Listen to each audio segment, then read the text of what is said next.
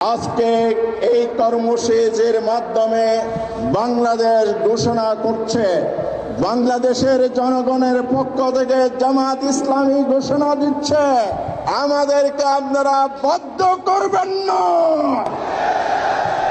48 ঘন্টা সময় দেয়া হলো।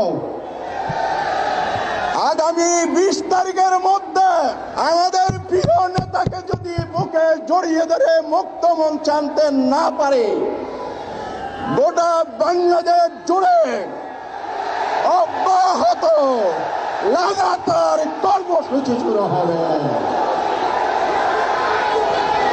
আমাদের ধৈর্য পরীক্ষা করবেন না। আমরা অনেক ধৈর্য পরীক্ষা দিয়েছি। দেওয়ালে পিঠ থেকে গেলে পিছনে যাওয়ার জায়গা থাকে না। সুতরাং বাংলাদেশ ফুঁসে ওঠার আগে, উত্তাল তরঙ্গমালা আন্দোলনের ঢেউ বাংলাদেশে ছড়িয়ে পড়ার আগে আপনাদের শুভবুদ্ধির উদয় হোক। আজহার ভাইয়ের মুক্তি চাই, অবিলম্বে মুক্তি দিতে হবে, এই কথা বলে শেষ করছে।